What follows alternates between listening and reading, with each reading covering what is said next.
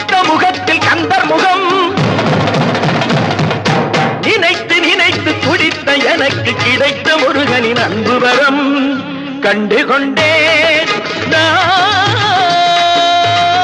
வந்தது யாரென்று